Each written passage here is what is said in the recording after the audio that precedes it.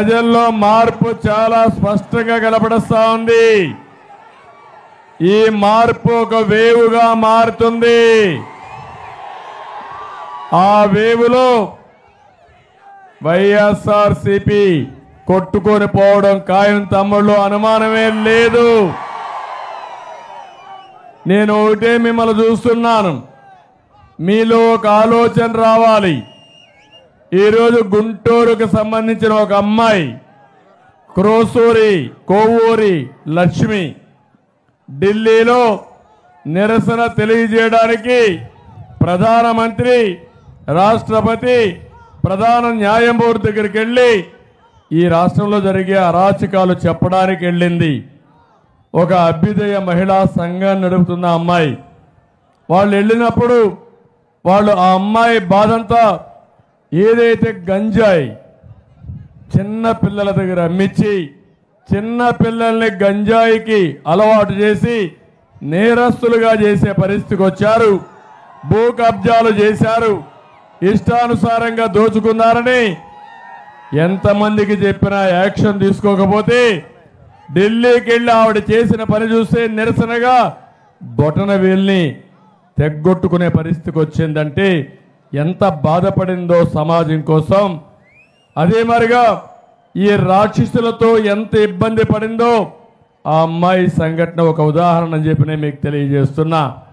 రేపు ఇలాంటి దుర్మార్గులు కానీ మళ్ళీ వస్తే మన గతి ఏమవుతుందో ఒక్కసారి మీరు ఆలోచించుకోవాల్సిందిగా నేను కోరుతున్నా. నేను ఒకటే మీ అందరికీ విజ్ఞప్తి చేస్తున్నాను. ఈరోజు రాష్ట్రంలో మీరందరూ ఒకటి గుర్తుపెట్టుకోవాలి, రేపు మళ్ళా మాకు అధికారం ఇస్తే సేవ చేయమని అధికారం ఇస్తారు, అవునా కాదా అని మిమ్మల్ని అడుగుతున్నా. జగన్మోహన్ రెడ్డికి మీరు అధికారం ఇచ్చేది సేవ చేయమని ఇచ్చారా లేదా అని మిమ్మల్ని అడుగుతున్నా. ఏమన్నా సేవాభావంతో పనిచేశాడా తమ్ముళ్ళు?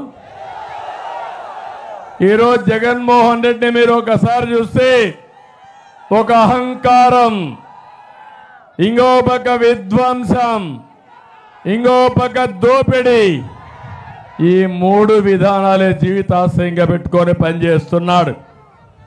అతను చూస్తే అహంకారం నెత్తికెక్కింది. ఆయనే శాశ్వతం అనుకుంటున్నాడు, దేవుని కంటే గొప్పోడు అనుకుంటున్నాడు. మనమందరం కూడా ఎందుకు పనికిరానాలు అనుకునే పరిస్థితికి వచ్చాడు. మనలందరినీ బానిసలు అనుకుంటున్నాడు. అసలే కోతికి కళ్ళు దాగింది, ముళ్ళు కొట్టింది. ఆ పరిస్థితిలో ఈ జగన్ ఉన్నాడని మీకు అందరికీ తెలియజేసి, అవునా కాదా? అవునా కాదా? ఇంకొక పక్క సొంత పార్టీ ఎమ్మెల్యేలను 5 ఏళ్ళు ఎవరిని గెలవాలా? మా తమ్ముడు చెప్పినట్టు అహంకారానికి తోడు సైకో కూడా. ఇంకేమైనా ఇబ్బంది ఉంది తమ్ముళ్ళు? ఏం చేస్తాడో తెలియదు. ఆ రాయితో మనల్ని కొడతాడు, వాళ్ళ చెల్లెళ్ళు కొడతాడు, వాళ్ళ తల్లిని కొడతాడు, కడాను ఫైనల్గా అతనే కొట్టుకునే పరిస్థితికి వస్తాడు. అది పిచ్చితనం. ఇంకో పక్క నేను అడుగుతున్నా మిమ్మల్ని, ఈరోజు మనందరం కూడా 5 ఏళ్లుగా మీరు ఒకసారి చూస్తే కొంతమంది వ్యక్తుల్లో సమాజంలో చాలా గౌరవం ఉంటుంది. ఈరోజు చిరంజీవి గారు ఉన్నారు, సినిమా యాక్టర్, పవన్ కళ్యాణ్ గారి సోదరుడు, ఒకప్పుడు ప్రజారాజ్యం పార్టీ పెట్టిన వ్యక్తి. సమాజంలో ఆయనకు గౌరవం ఉందా లేదా అని మిమ్మల్ని అడుగుతున్నా. ఆయనైతే గవర్నమెంట్ ఆఫ్ ఇండియా పిలిచి ఆయనకు పద్మవిభూషణ్ అవార్డు ఇచ్చారు. దేశంలోనే గౌరవించిన వ్యక్తి చిరంజీవి గారు అని చెప్పి నేను మీకు తెలియజేస్తున్నా. ఇంకో పక్క రాజమౌళి ఉన్నాడు. రాజమౌళి అయితే బాహుబలి సినిమా తీసి ప్రపంచానికే చాటిన వ్యక్తి. పక్కనే బాహుబలి ప్రభాస్ కూడా. వీళ్ళందరినీ సినిమా వాళ్ళందరినీ పిలిపించి ఒకప్పుడు నేను ఎంత గౌరవించానో చూసారా తమ్ముళ్ళు అని అడుగుతున్నా. ఇంటికి పిలిపించి అగౌరవంగా ప్రవర్తించి వాళ్ళు అవమానించిన నీచుడు ఈ జగన్మోహన్ రెడ్డి, అవునా కాదా అని మిమ్మల్ని అడుగుతున్నా. ఈరోజు మీరు ఒకసారి చూడండి, నిన్న మొన్న ఆయన పొగిడితే మనం అందరం సరెండర్ అయిపోతే మనం గొప్ప నాయకులం.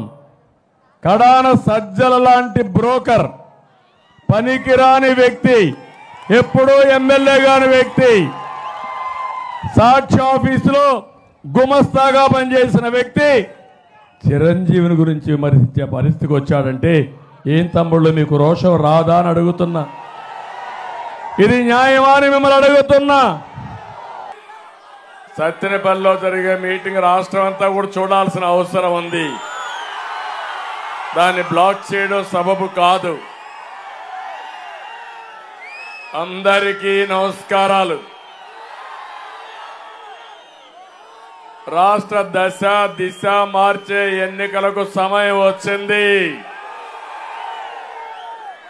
అది చెప్పడానికి నేను వస్తే పెదకూరపాడు నుంచి చూస్తున్నా మీ ఉత్సాహం. 40 సంవత్సరాల్లో అనేక సందర్భాల్లో వచ్చాను. నా జీవితంలో ఎప్పుడూ చూడలేదు ఇంత ఉత్సాహం.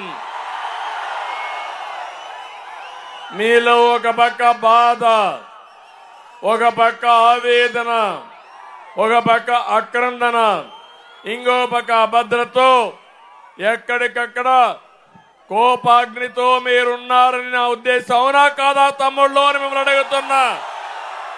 మా ఆడబిడ్డలు వీర వనితల మారిగా తెలుగుదేశం జెండా పట్టుకొని వచ్చారు. మా ఆడబిడ్డలకి మనస్ఫూర్తిగా అభినందనలు.